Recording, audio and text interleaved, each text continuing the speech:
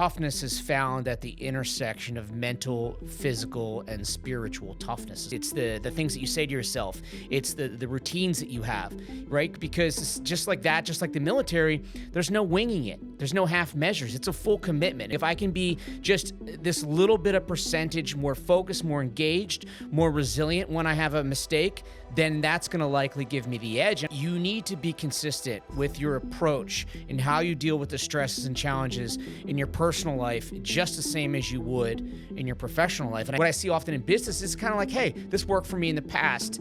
I can kind of just coast on that. It's like, no, why would you not maximize every opportunity by setting the table for your success in advance?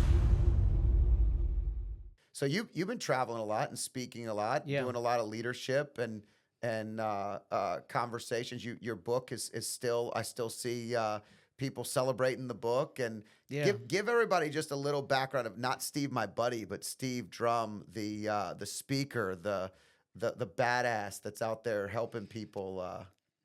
Well, I don't know if that's how I phrase it, but no. So I was retired Navy SEAL, senior enlisted leader. Spent 27 years in the SEAL teams, primarily on the East Coast, and did my final assignment up at the Navy's boot camp up in Great Lakes, Illinois. That's the only Navy's boot camp north of Chicago. And I was there initially to oversee the program that onboarded young men and women into the Navy that wanted to try out for programs such as SEAL, Diver, EOD, Air Rescue Swimmer. You know, the very difficult selection-oriented programs that required all the swimming and things like that. And so our job was to get them ready in terms of calisthenics and a lot of mentoring. And probably when I was about, it was initially a 3-year assignment. And so I was probably 2 years into that assignment.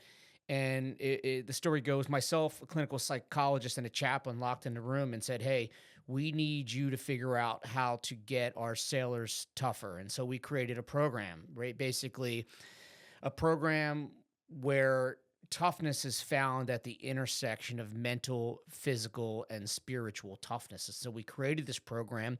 I got asked to stay on an extra year to help export and further develop that program. And as I'm at the same time getting ready to retire, I'm saying, well, what am I going to do next? And I just couldn't help but think that there is a natural application to the business world for some of the things that we developed, that we've proven that we can take certain mental skills and character development components, and this would translate really well for business, first responders, even nonprofit. And so that's what I decided to do. Yeah, and I had you out as soon as you launched the book. We had you out to one of our events that our company hosted, and you were our keynote speaker. Steve was highly requested and phenomenal.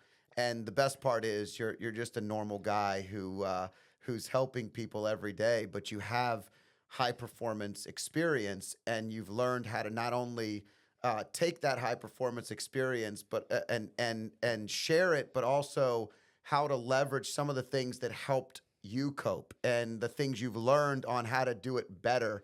You and I talk about it all the time. Yeah. There's a lot of things we could have used early on as husbands and fathers that would have made us even better in that space than we were. Yeah, and it's funny you mentioned that. And that's very, and I don't know if this makes me any different than anybody else, but I think the things that you've fallen short, that you've identified as gaps where you didn't meet the mark in certain areas, become something that you really want to go out of your way to emphasize. And when we created the Warrior Toughness program, it was like, I could be fine at work, but I put so much energy and focus and composure into that my family most often did not get the best version of me. And so when we created this program, it was critical. And it's the same thing I teach if I do get in front of a corporate audience, is that you need to be consistent with your approach in how you deal with the stresses and challenges in your personal life, just the same as you would in your professional life. And I think having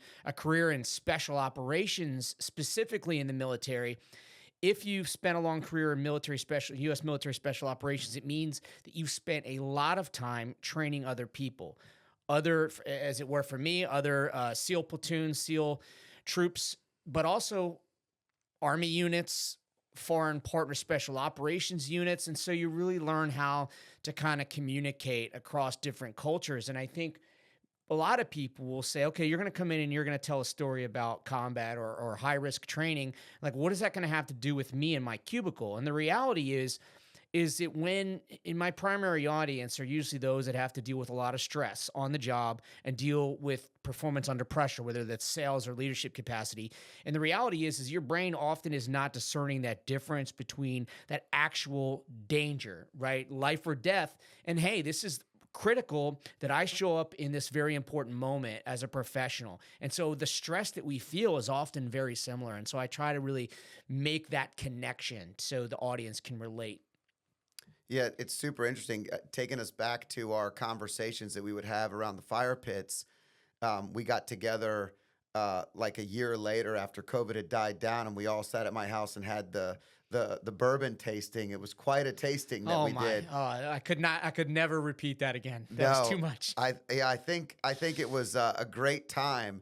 But one of the things that really stood out to me was listening to our buddy who played professional sports on top of you going through your routines and how in the business world, professional athletes on top of and special forces all have these disciplines and these routines and these processes and systems that help make them successful. And it was kind of cool just listening to the different dynamics of what one person does and how maybe those are very different from what you're doing, but all in the same arena of types of things that people do, whether you're pre-planning exactly each step you're going to take when you go into a mission, or there's a way that you remember that the game is a child's game and a fun game, or it's going into business and not getting so excited and treating it like life or death when it's not life or death. I mean, these are all things that we all deal with every single day, and they're great reminders, but it's fun to see your friends in those arenas kind of having that same way of doing business, just in different professions. Yeah, and I think I was really grateful to Michael to let me interview him for the book, and as well as other former professional athletes and some Olympians.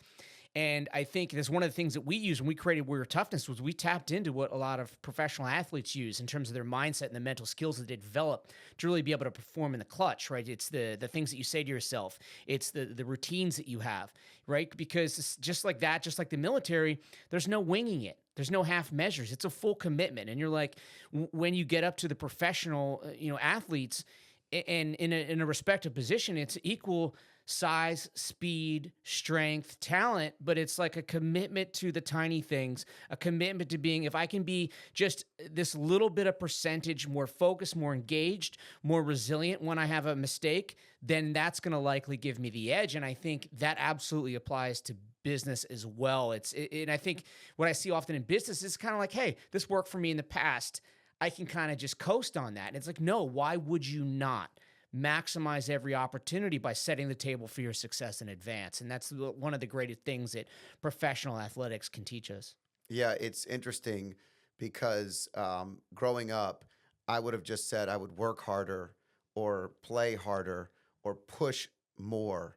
And it's learning that inner toughness, that mental toughness, that edge that I teach my sons so often. It's the difference between both how I was raised and how I was kind of going through those motions the wrong way to get to the right results.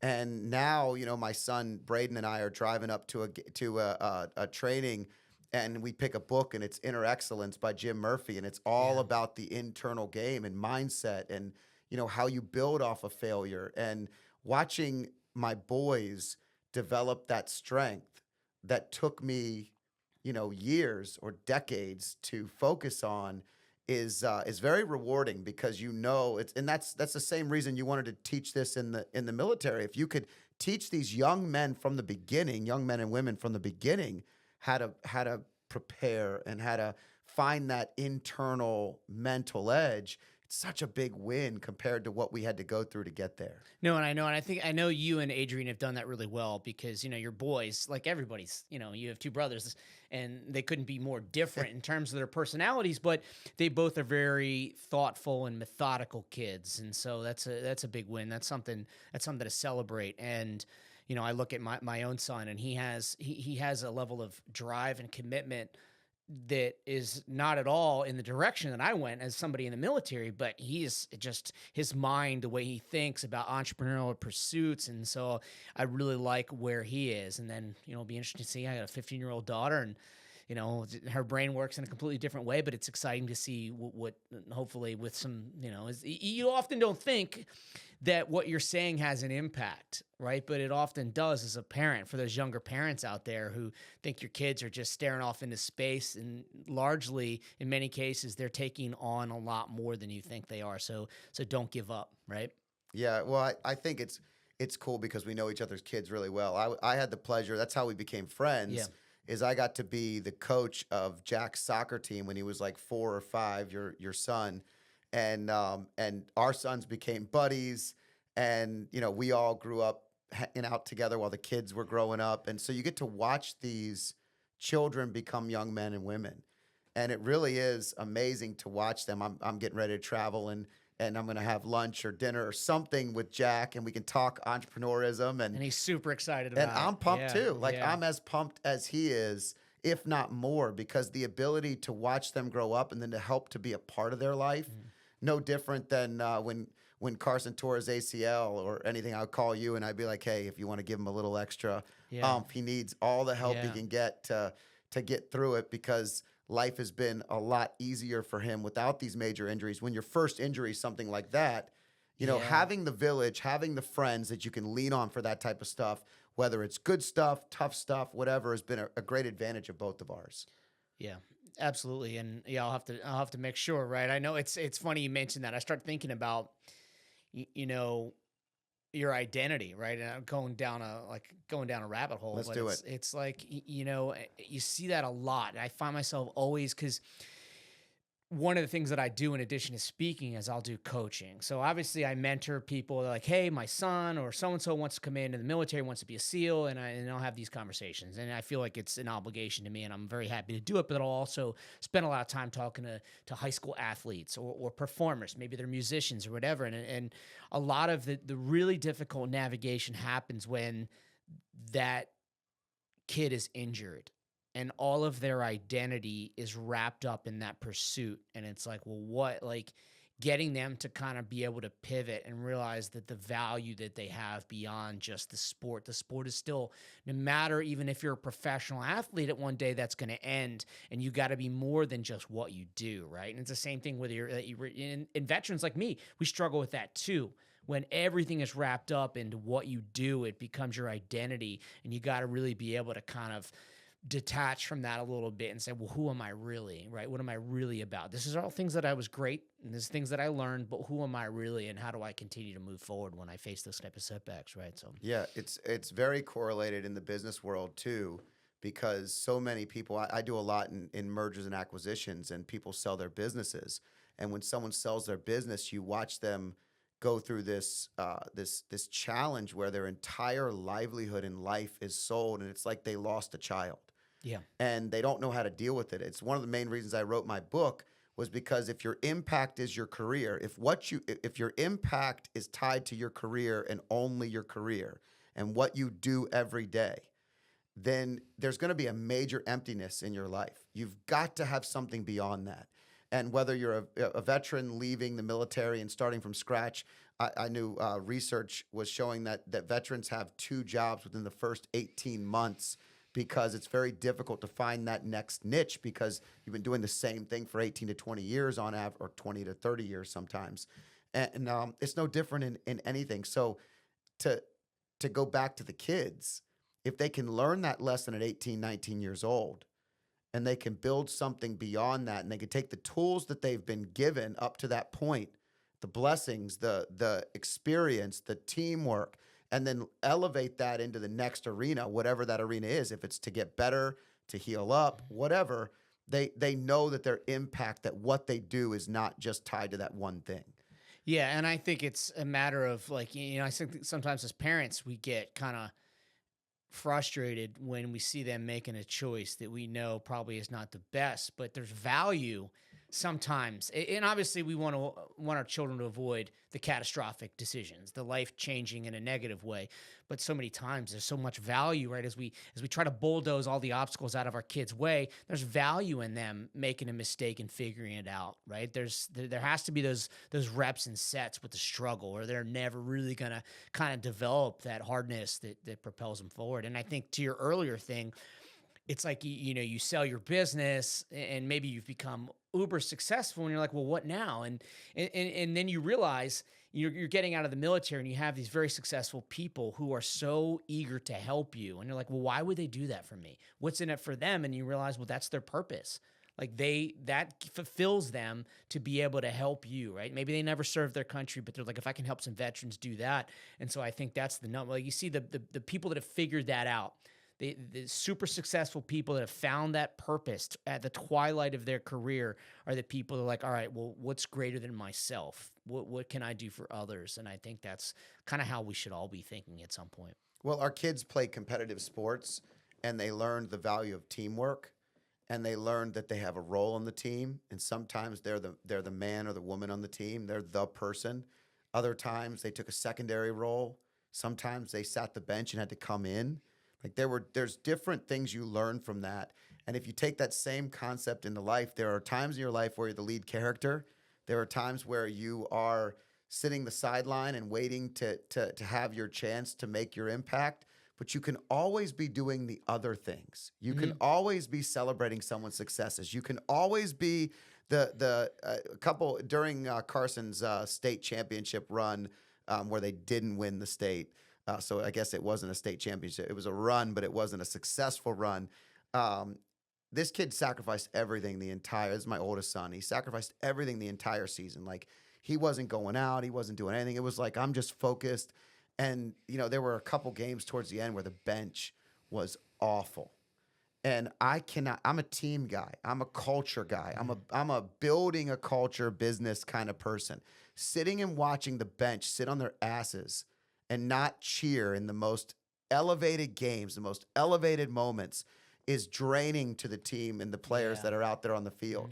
And so it's what you do when it's not your time that makes all the difference in the world and really expands that purpose, to your point, because you can always be doing those things. Yeah.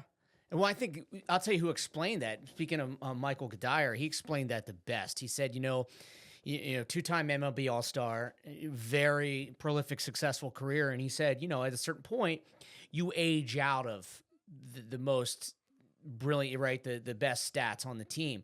But it's find a way, how do I contribute? And he's like, I became what's known as the glue guy. That's the term he used, and I hadn't heard it before. Maybe other people know who it is. But basically, it's that veteran. That, like, hey, I'm not as fast. I'm not as quite at that level anymore, but I have wisdom. I know how to keep a team together. I know how to build up players when they're down, and that's how I contribute. And I think, I don't know, that always really, I found that kind of in a way profound, and I really related to that. Yeah, there's always a way to contribute. Yeah, I think it's interesting. It's finding that unique ability and knowing what you're good at. We talked on the ride over here about how we both went through school and we're not the greatest students, all right? And I always did okay, but I didn't quite do it. I was a little less than okay, maybe sometimes. Yeah, I was like a B student, but going to Catholic school, they had the A and the B group, and I was the guy that would always get set with the B group, and then I would outperform the B group, get thrown to the A group. Then I would talk too much for the A group. I was too animated, so they'd kick me out. Yeah, they'd kick me out of the A group.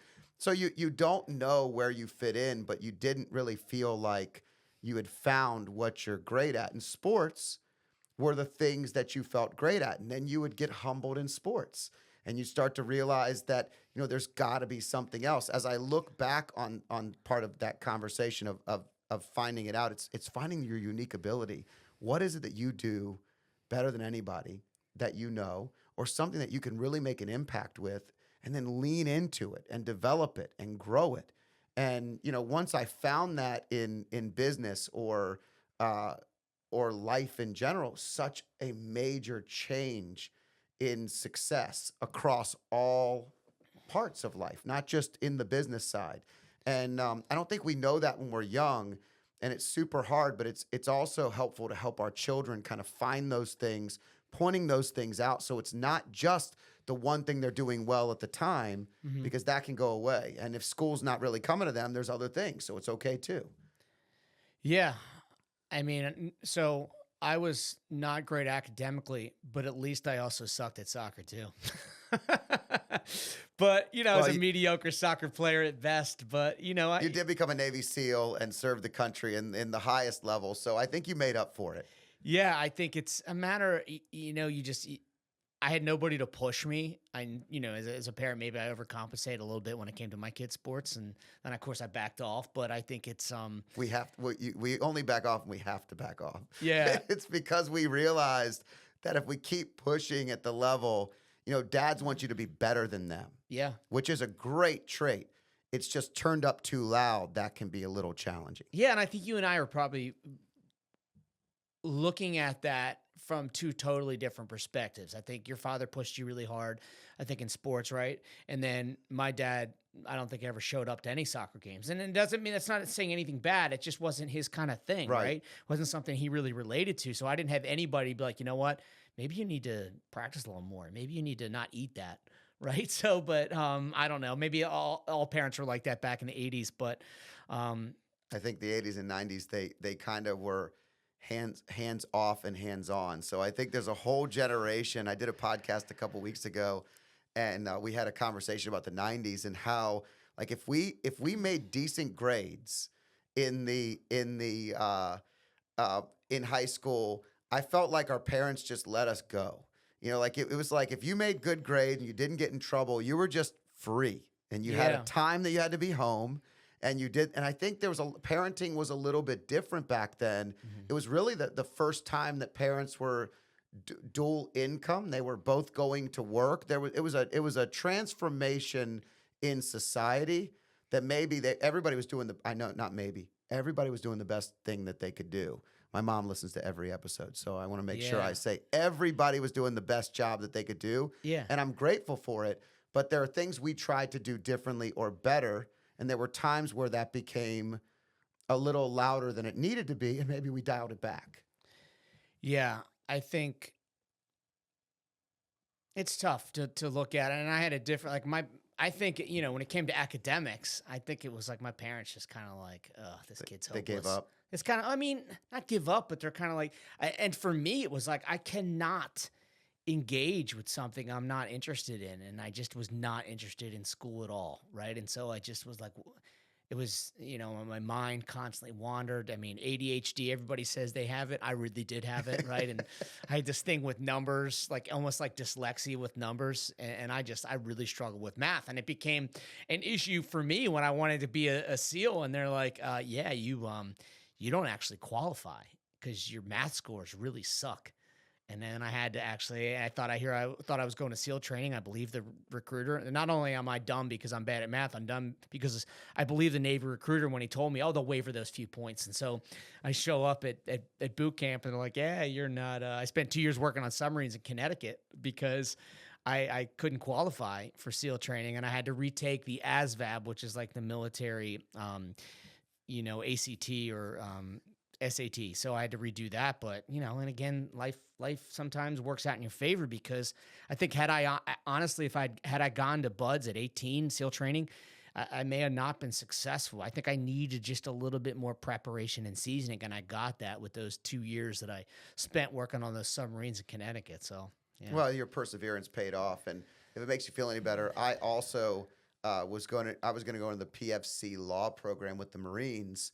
And I went to, was it MEPS, and I did the ASVAB, and the guy who grabbed my test said, I don't think he's ever seen anybody score so low on the tools section. So, yeah, neither one of us are probably building decks. We're not building decks on the weekend. I was not building decks. He goes, dude, you got the hard stuff right and the easy stuff wrong. I think that if you just went and read a tool book, you could probably get an additional couple of points on this thing.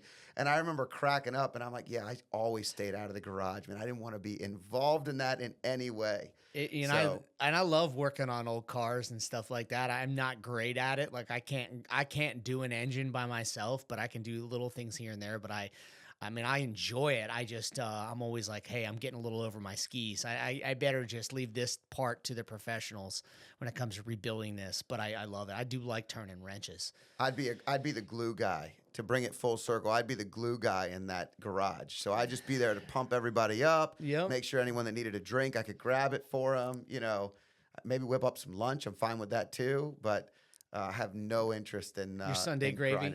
Yeah, I would do that all day long. That was one of our favorite things, is that we cooked for each other. Steve did the skirt steak with the special sauce, and then I would do the Sunday sauce and the meatballs, and Adrian would boil the sauce at the end after 9 hours. She doesn't listen to these though, I'm pretty sure, right? No, she does not. So she does not. So we can talk about her burning the meat sauce, burning the red sauce. She just wanted to get it hot, but it would slow cook all day, and the last crazy chaotic 15 minutes before we eat, she would always accidentally turn the stove up. Whole sauce would be bubbling and going crazy. But we dealt with it. We figured it out. No, but those were fun times. Just cooking out. Yeah.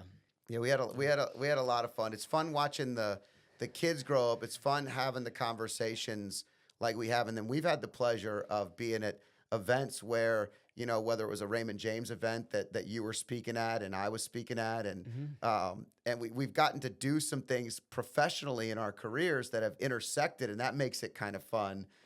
Watching the growth of what we went through to get where we're at, different paths, but to kind of be in similar circles and know a lot of the same people. I'd had someone on the podcast a month ago, and you were like, "Oh, that's my good friend," and she's Rachel. Awesome, Rachel. Yeah. And so we're just it's fun to watch. Friendships can be cyclical, but it's nice when they continue to grow through the years. It's not something you get all the time. You realize that that's unique. Yeah, and I will admit it's something that I work on, but maintaining my relationships is not my natural strength. So the fact that you and I are still friends. I mean, that's that's a testament to kind of our the tightness of our relationship. So, yeah, I think a lot of men struggle with that to get to a certain point, and they're just like, how do I make friends again? My kids are out of the house. They're not playing sports. So who are my friends? To this day, up in where I live, most of my guy friends are friends that were my son's hockey friends, parents, right? Or other sports, whatever. Yeah. You go through a transformation. I think the empty nest thing, we were talking about that briefly on the ride here. And with both of my boys being out, all of a sudden, there's some things that we're doing in our marriage that are really fun. I mean, that we have time to do, riding bikes at the boardwalk and going to dinner. We even rode bikes to church the other night. We're doing some adventurous, I'm using air quotes for those of you listening, adventurous, fun things together. But there's also a transformation that goes on with your friendships, because there's not the natural positioning of being around other people all the time, whether you're trying or not. Now you have to try. Yeah. Now you have to reach out and be like, hey, we're going to be at the beach at this point in time. If you guys are around, let's connect. Or I'm flying into Chicago. Are you around this weekend? Yeah. Maybe we can connect. It's an outreach, which is a little bit more, it's unique and different. And we're not at that stage where we have we're still finding that rhythm. So it's nice to have some old friends. Yeah. In fact, you kind of rely upon some of those older friends when you're going through those transitions, because it's interesting. It's different. All of my buddies were from soccer too. So it's completely different dynamic now. Well, and I'm not saying this is exclusive to the military, but it's probably all military units, but in the SEAL teams, you're in a SEAL platoon or a SEAL troop, which is 2 platoons, and you have a 18-month pre-deployment training cycle, and then you deploy for usually about 6 months. And so it's you don't have to work at friendships because you're just thrown in there. You go through all this stuff together. You go through all of these hardships together, and good times and long hours. And so you just have, not that your friends are like everybody, but you just have those friendships, and you don't have to work at them. And then all of a sudden you get out of the military, and now like you don't have that, and you're like, oh, I guess I gotta like maintain a relationship now if I want. And I think it becomes harder. And I would say the nice thing about, I think, a lot of the guys, right? Generalizing between the genders, but it's like I think for us, it's like it's really quick for us to pick up. Like you don't see a friend in like 3-4 years, and it's like boom, you just pick up, like you just hit your stride immediately. Usually, like, hey, what have you been up to? Because you remember, and you know, I think sometimes that's the downside of that is you're like, oh, so it causes you to not put as much work into your friendships. And I think it's just important for us. You know, you start getting into your 40s, and I'm in my 50s now, but you start getting into your 40s, and you're like, you know what? I need to be more intentional with my friendships. I think it's going to be better for my mental health. I can't, you know, you hear a lot of those guys, you know, they become widowers, right? And you know, or they whatever, they find themselves on their own, and they don't thrive in that environment. No, they got to get remarried immediately. Yeah, they literally have to get remarried immediately most of the time. Most men. I think the majority of men die with a partner because even when they lose their wife, they will get remarried or have a partner again. Yeah. Whereas women will completely just be like, yeah, I'm good. I'm good. I'm not doing this again. I got my girlfriend. I'm not babysitting another man the rest of my life. Yeah. Yeah, it's funny. I was talking about this the other day. There's this bell curve in relationships and marriage, and I don't know if this seems to be something that a lot of us share in our ideas, but this bell curve of when we're young, men have very low interest in only being with your wife. Yeah. You know, it's like, I want to do everything except all the things that she wants us to do. You know, pumpkin patch pictures. Yeah. You know, any kind of pictures. One of my all-time favorite nights was when I convinced the wives to take our kids to the the holiday light show in Norfolk, and they were like, "We should all go," and I was like, "No, you guys should go." And we walked into a bar. They left. We walked into a bar after dinner. They took all the kids. It was an absolute shit show. The kids were awful. Someone had to go to the bathroom. Someone got sick. They had the worst time. A bunch of them got spanked. Yeah, we had a great time, or threatened to be spanked. They were threatened to. Mr. Paddle was threatened to come out, but we walk into a bar and like Alabama Georgia's on. Yeah. The whole bar is going crazy. We have like the best 2 hours of our life. Yeah. And they walk in and pick us up. They're angry. Look like they just like stormed Iwo Jima or something like that. It was the worst. And your wife, May, was like, I don't know how you convinced us to do that. And I was like, I don't know. They call me the glue guy. No, just kidding.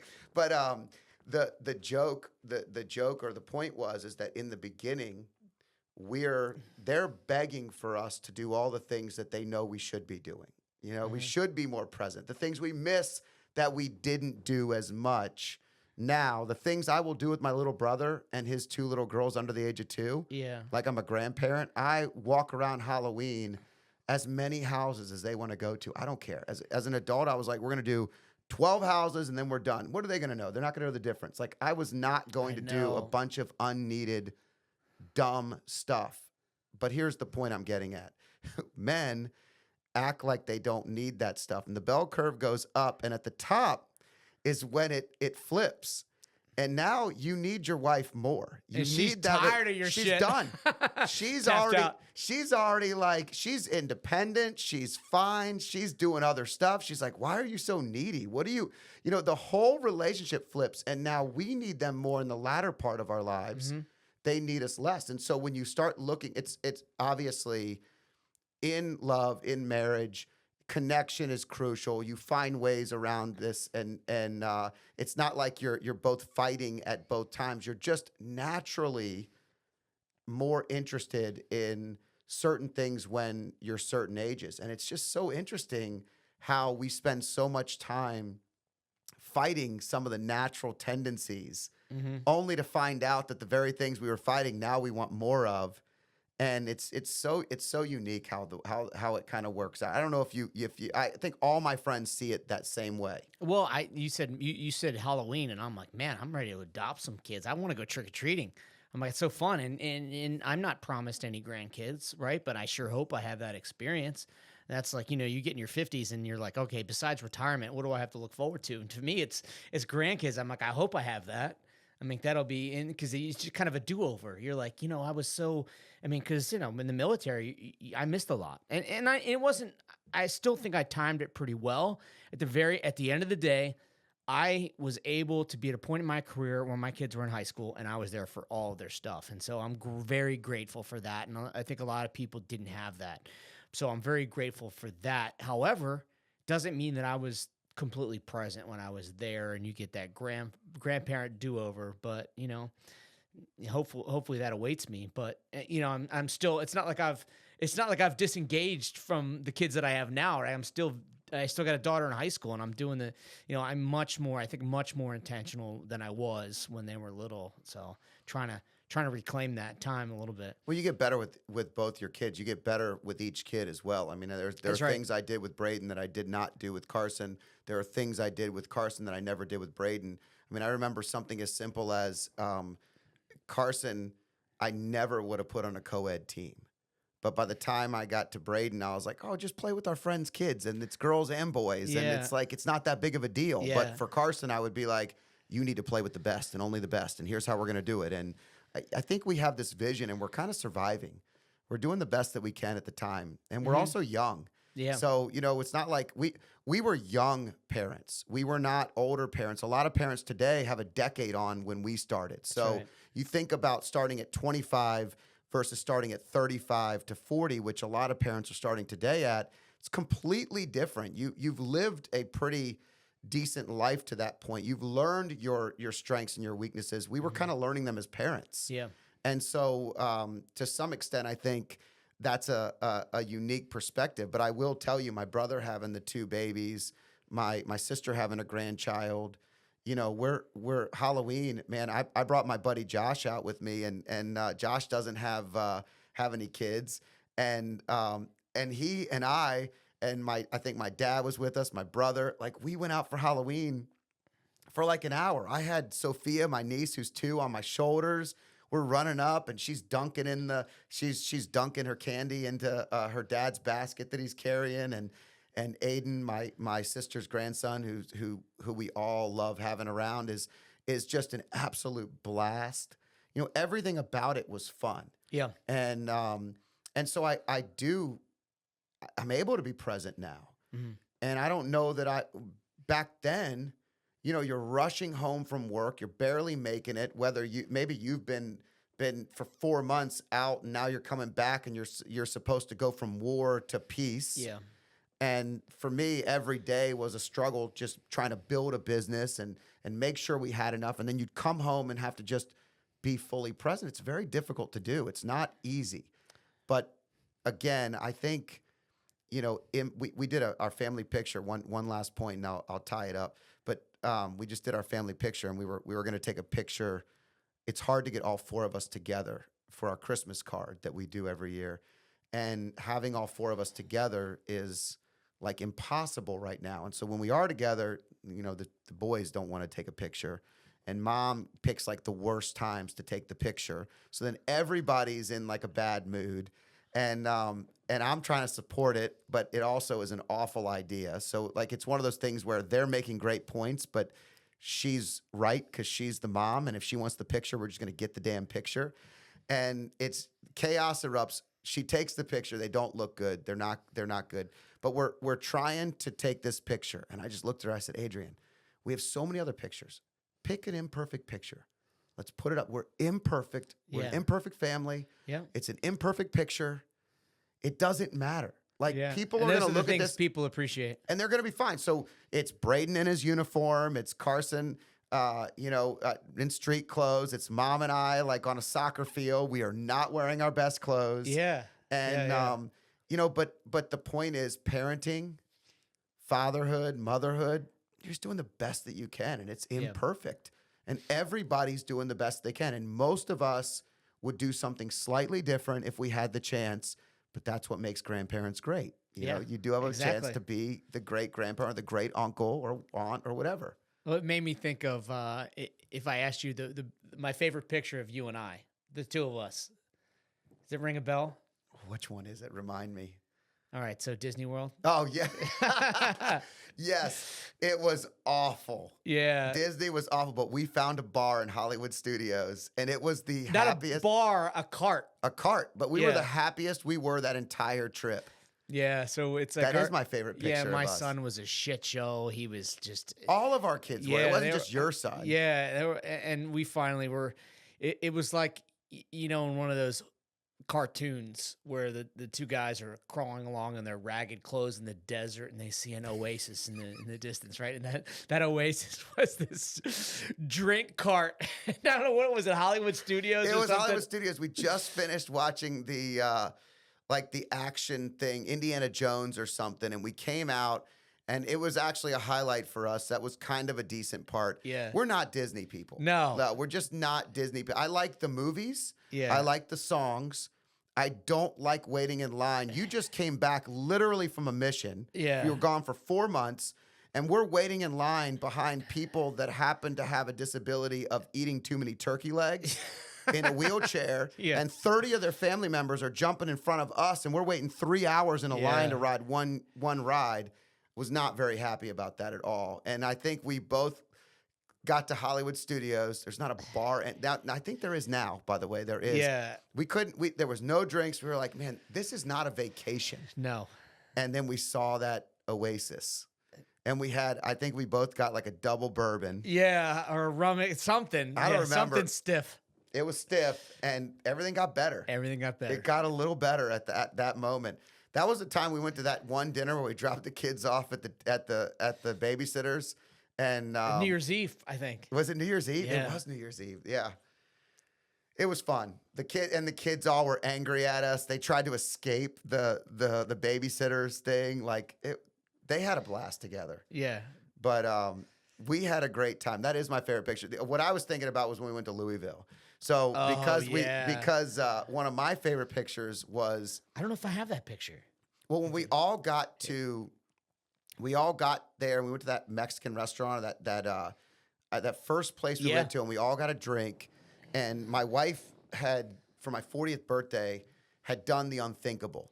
She had not only thrown me a party, but she actually got all my guy friends to show up, most of them, in Louisville and commit to staying in like one place, all for one purpose.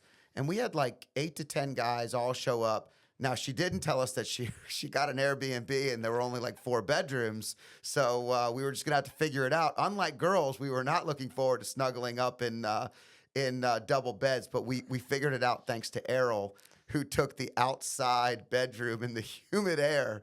Do you remember that? He took like the one weird bedroom. I don't know if you remember, but it was crazy. Errol always Takes one for ready the to team. take one for the team. Yeah. Well, That after was a blast, though. That would trip with that, and that started my bourbon. my bourbon journey. That was awesome. That was a great trip. I think it was also cool because it's so hard to get guys to do something like that, especially coming from different worlds. And we all just came together, had a great time. That was my brother came on that trip, which was one of the first times he had hung out with us and all the like my old guy friends.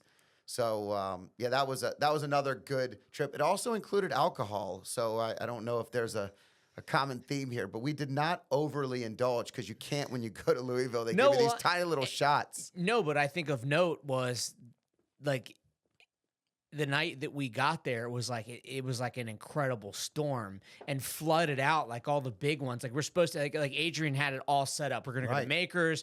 We're gonna go to Woodford, right? But those were all closed. Tornadoes came through. Yeah, they had like power outages, and so to their credit, like they picked it up, and we made it. But yeah, you don't get drunk on bourbon tours. No. Unless you have your own liquor, because you're doing a little sample here and then you're going to take 45-minute drive to the next one. But it was a blast. It was a great time. That was. I think that a lot of times young guys, when they get married and start having kids, they start to separate from a lot of their friends. They get dialed in. They work, they come home, their dad, their husband, their friend, but it's they stop playing soccer. They stop playing basketball. They stop doing a lot of the things they used to do. Yeah. And then they go on a drought for like 15 years with no friends. And their only friends are the friends through soccer, through basketball, through volleyball, whatever it is. You just described me, I think, mostly. I'm describing most men. Yeah. I remember playing soccer for 20-something years with Errol, and the two of us always played, and we would literally corner the young guys when they'd have kids, and we were like, listen, if you stop now, you stop forever. Yeah. Because your body's not going to keep up with it. B, your wife isn't going to say, oh, okay, go back to 2 nights a week. That doesn't happen. So you got to stay keep those with it. rhythms on you track. You got to keep the rhythm, and everybody's fine.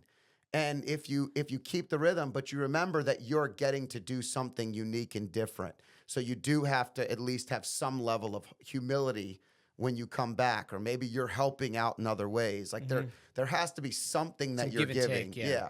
So I used to bring the boys with me, and that would give Adrian a break. And they would watch the game. They would sit there the whole time. They were awesome. And we fell in love with the sport together. Yeah. It wasn't just me playing. It was them watching and then us having something together. And so, there were ways to do it. But, a lot of men wake up and they're 15, 20 years in and they're starting over again. And it's that one movie. Brutal. It's brutal. What's that one movie where the guy doesn't have a best man? You know what I'm talking about? He has to get the best man. Is that the one where they're playing like they Rush? play the Rush? Yeah. I don't know what it's called. That's funny. Yeah.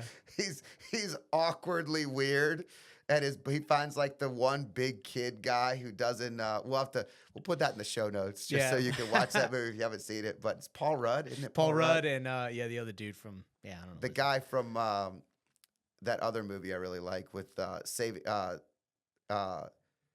It's oh man, that dude kind of fell off the map. Yeah, I haven't seen him in forever. Oh, he's in that show Shrinking.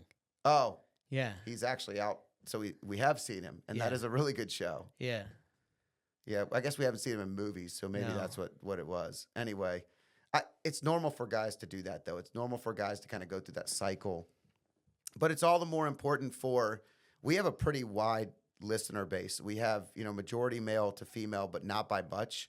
So let's call it 50-50-ish. Okay. For the women listening, it's good that the spouses keep those relationships. And for the men, you got to continue to force through. You got to do the things that help keep those friendships alive. Otherwise, you end up losing a lot of them. And guys are a little less, once they separate, they separate. It's hard to go back as you'd like. No, but I think that brings it around about men being needy in their later years. And I think, who am I to give advice to any woman? But like as a husband, it's almost like with the little bit of wisdom I have, it's like, yeah, to your point, encourage your husband to do those things, but have the honest conversation of like, hey, it's a give and take, and you can artfully have this conversation, but it's like, hey, I want you to go do those things. Yet, go have those friendships. I'm going to sacrifice on my end, but like, hey, here's how we can make it up, right? When you're home, I need this from you, right? As a husband, I need you to do this, this, and this, but I want you to go do this. It's important for your health, for the health of our relationship, right? Because then you don't want your husband to one day have 0 friends and you're like, you're the source of their entertainment 24/7, right? Well, the independence is really important. I think in marriages, successful marriages often have a successful relationship together and a successful relationship apart. Yeah. So there's connectivity, whether that's with their families, whether that's with old friends. Like there's got to be, you got to have other things that you're doing. It can't just be each other. Yeah. That's the other part, I think. And if that is all you have and you love it and it's great, that's awesome for you. But I've always found it's funny. Adrian is very independent. She has her disciplines and her consistent schedule, and she loves to do the same things over and over again.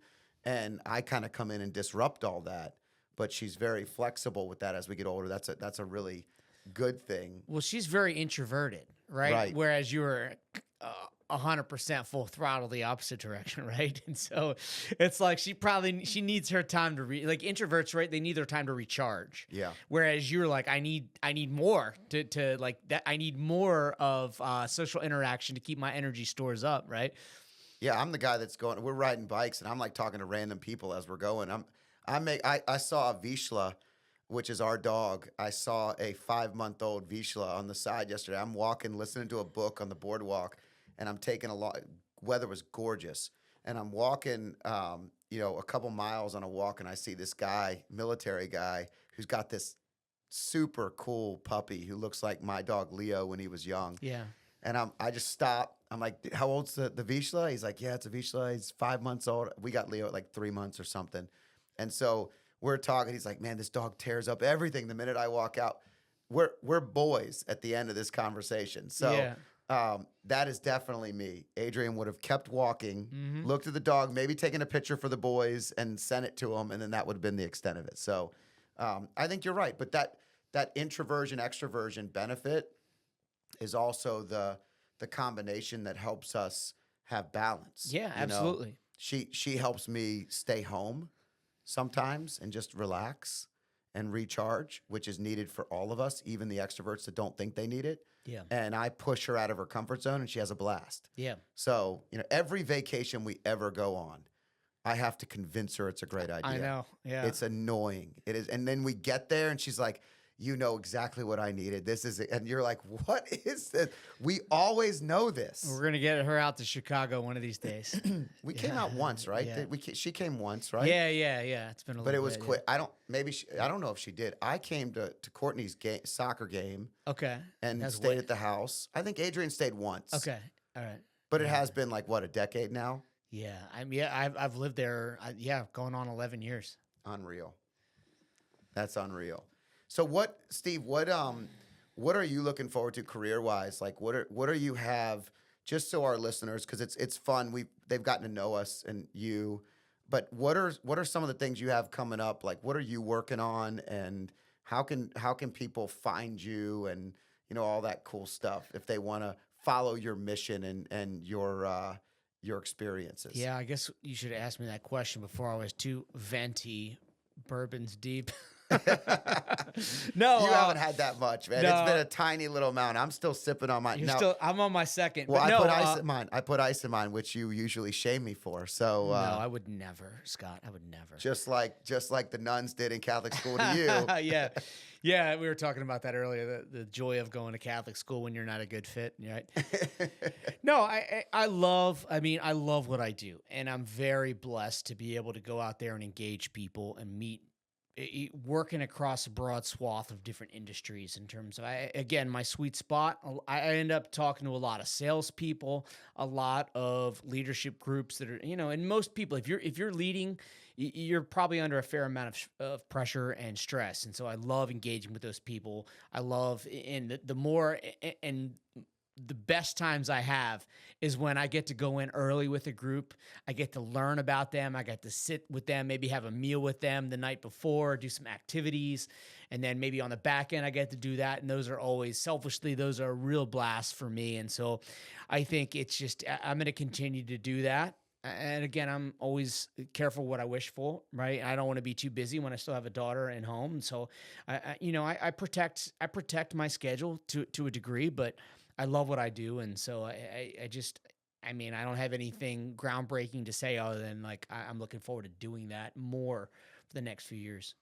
Yeah, and then we get to see where Courtney goes to college, and if she stays local or goes away. Do you think she's going to go away? Oh, she's like, get me somewhere warm. Oh, really? Yeah, she's like, I'm out of here. And it's like, that's the whole thing. It's like, well, you brought her up somewhere warm, then you pulled her into the freezing tundra of the yeah, and it's like we ended up in north. It's funny, we ended up in Great Lakes, Illinois, and it was going to be just 3 years. I'm like, oh, we'll figure it out. And of course, I was disabused of my the notion of moving to a ski town in Colorado somewhere or Montana. And so it's like, all right, well, what do we do now? Kids are in school, wife has a job, and it's like, all right, so here we are 10 years later. But she's like, I want out. She's like, I'm like, all right, well, no further than South Carolina, because I do not like the heat. Like, that's as far south as I want to go. I'm like, no Florida, no Georgia. But anyway, who knows? I'm kidding. But yeah, it's I think it's at some point we're going to be making the move back to the East Coast. I foresee that. Yeah. Yeah, it's amazing how cool Virginia is. Mm-hmm. So I think it's so underrated, because when you go almost anywhere in Virginia, you're in a good spot. You can hit the mountains in Virginia. You're at the beach. Right. You can be in Northern Virginia and have all of the industry. You've got DC right there. I mean, North Carolina, South Carolina, great states. They have their pockets, but outside of the pockets, it's different. Virginia is really well rounded. And, I think Pharrell's out there telling everybody how it's underrated and people need to know what's going on in Virginia. I think he's right. I think Virginia is one of the best places. So that's my my petition to come back. I'd like to eat the skirt steak on an occasional once Friday night a month so that we can funny. get back. I've already got my son's already demanding that. Is he really? Back. And for the listener, it's I'll share. It's and it's I think I stole it from Bobby Flay's. It's a modification, one of his recipes. It's skirt steak, which used to be like a very cheap cut. It's a little bit more expensive, but it's very like it seems to hold a lot of marinade and sauce. You do the skirt steak and the sauce is, if I'm off the top of my head, it's in the food processor, chipotles and adobo sauce, honey, salt, a fair amount. I think typically canola oil. It's not the healthiest, but it tastes the best. Canola oil, honey, salt, a little bit of Dijon mustard, garlic, and that's, I think, probably one or two other things in there. But that's it. Put in a food processor, and it's that smoky, sweet, and spicy, and you kind of brush it on, and then you have it as a dipping sauce, and and that's it. But yeah, to your point, I would love it if she went to school in Virginia. And I do. It was healthy for me to get out of Virginia, just to get out of the area and just have something new. But man, I really do miss being able to drive to the Blue Ridge Mountains or like drive to Snowshoe, West Virginia. So yeah, it's underrated, but at the same time, I spend a lot of time on the roads in Virginia, and I would love 95 to be a better ride. So I mean, there's definitely some things I would fix. Yeah, the traffic around here is brutal, but yeah, it's pretty brutal. But with the whole work from home thing, I feel like a lot has changed. There's not as many cars on the road, still too many, but not as many as it used to be, where it was really rough. Don't fly into ORF past 9:30 p.m. and try to get a taxi or an Uber. It's not easy. No, ORF is it's an international airport, but it's going to be bigger. I'm telling you, it's coming. Yeah. And I don't know what it is, but it has been busier and busier every year, and I travel all the time. And I love flying out of Norfolk. I don't love flying into Norfolk because I usually have to get a connect. Don't check those bags. Don't check bags. Do not check bags flying into Norfolk. You're gonna be waiting. Never check You're gonna be a bag. waiting. You can't. I will not travel with you if you check a bag. You are traveling on your own. Even my wife has gotten to the point where she will only no check bags at all. Yeah. We are carry-on. We did carry-on for 2 weeks in Europe, and we made it work. That's impressive. I don't know if I would. I don't know if I. It's impressive for her. It's not really that impressive for us. No. We can make it work as long as we have some laundry. We're fine. May has a bag, and it's like it's like what you would envision an 1800s steamer trunk that you would bring on. Like it's about 200 pounds. That's just for the shoes. Just for purses. the shoes. I'm out. I'm gonna get a hernia just from lugging that thing down the stairs. I don't doubt it. I remember May travels. She travels deep and strong. 25-pound hairdryer. She looks amazing every day, every time. And I think we went on a BVI cruise, which you wouldn't know because I've asked you 20 times, but you will not do the Caribbean. We can't do that. We can't do the cruise. You can't do that. It's not a cruise. It's the BVI catamaran. So it's a cat. It's 3 couples. It's a chef and a captain. We're down for that. We're down for that 26, 27. Okay, that's a blast. Yeah, that's a blast. And we can get the kids and put them on a separate boat. Yeah. Then we don't have to deal with them the whole time. That sold. Which is because the other part about the kids are we sit here and we reminisce and we're dying for them to be back in the house. Then like 30 seconds into them being home, we're like, "You got some friends you want to call, or what are you gonna do? What are you gonna do? Just come home for dinner. Let's all have a nice dinner together." So anyway, the catamaran is great, and that's a great trip. But yeah, I forgot what I was even saying. I don't even know what I was. There was no point to that. If you've listened this long, thank you. Yeah. That's the negative of having a drink, I guess, when you start to lose your train of thought as you're going through.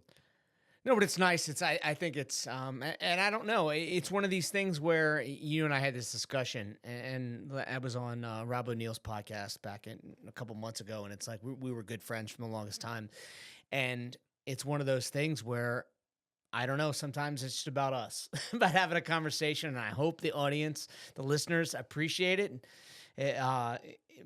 But hey, I think sometimes it's nice to just kind of be a fly on the wall and hear two buddies talking about stuff. And I'm hoping maybe we imparted a little wisdom in some kind of way in terms of parenting. But yeah, Just life in general. Listen, this is my goal. I think it's important to always share your goals with your listeners, with people that are paying attention. My goal for this podcast is to become a podcast where every episode is sitting side by side, just like this. Longer form, no real pattern. I don't want to have to talk about one particular thing.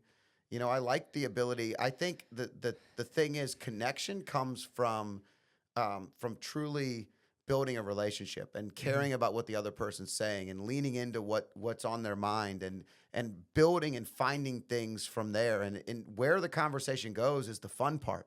And not knowing where it's going is what makes listening fun. I'm not the kind of person that tends to listen to a podcast on a topic and just stay on that topic. I kind of want to hear two people that like talking to each other. Yeah. And I think that's fun in podcasting, and that's what this is about. That's why we're doing this. And I actually remember the point to what I was getting at is that Adrian on the Caribbean BVI thing, you have to bring a collapsible bag. And she was like, it was pure panic the first year, but she loved the trip so much that once we did it, she realized she could do it forever, and she's been a carry-on only kind of girl ever since. And it's one of my proudest moments as a husband and partner in life. So that is quite an achievement. I don't know if I could ever get May there. I don't know if that's. I don't even think I talked her into the lights show down the boardwalk down the. I think it was actually Botanical Gardens. And they were trapped and they couldn't get out. I still love that story. I'm glad we shared it. But I could talk her into a lot of things. I don't think I could talk her into carry-on only. No, that's not happening. You're checking bags and waiting for 2 hours. Yeah, she will down to the beach house. Like Outer Banks, she'll do it because she has all her you stuff could down ship clothes. Yeah. That's the other thing that what we do often is if we think it's going to be, like if I went to Europe, I just shipped anything I bought home. Well, I think if you're going Caribbean, it's a little easier for the gals, right? They don't need all the as many layers and stuff like that. Especially on a cat. Like, what are you going to do? You're on a boat the whole time. Like a couple of swimsuits. Yeah, that's it. You end up wearing the same thing over and over. It's a man's dream. You're wearing the same T-shirt. You're rotating a couple of trunks. Like, there's nothing to think about. Wash the undies out in the salt water. Yeah, that's it. Little saltwater undie rinse. That's all you need. So. All right, for those of you that listened, this is my buddy Steve. Steve, tell him your book. Let him your website. If someone wants to hire you to speak. Yeah, no, thanks, Scott. Do the professional thing so we can at least have that in the show notes and anyone can find you. Yeah, at least we can pretend we did some work today. We did do some work. We did some work on some Widow Jane. It was a very small amount we had as well. A blend of straight bourbon whiskeys out of Brooklyn, New York. Widow Jane Decadence is what we're drinking. Batch number 63. And I'm very grateful to have it. So yeah. Thank you, Renee. Yeah, thank you, Renee, for the Widow Jane. So the book is called Life on the X, and I speak on essentially what we have today is a bit kind of what I describe as a leadership bandwidth crisis. It's not just in terms of time, but in terms of our emotional and cognitive bandwidth and being able to make good decisions with all the noise and traffic we have going on. And so that's what I help with. So you can check me out, stephendrum.com, STEPHEN, DRUM, like the instrument.com, and Stephen.drum on Instagram and LinkedIn. So look forward to a conversation. But yeah, I love what I do and look forward to doing more. And this was just a fun conversation on a Monday. Easy. If you know both of us, we're pretty diligent in our preparation, and we both sat down and said we planned nothing for this. Yeah. So hopefully you got something with us planning for nothing, but that's what good friends do. We connect, we had a drink, we had a good time, and now we're going to get some great dinner. Yeah, I'm looking forward to it. All right, brother. Thanks for being here, man. Thank you very much for having me. I hope you enjoyed this podcast. If you liked it, there's more where this one came from. Click here and enjoy some more.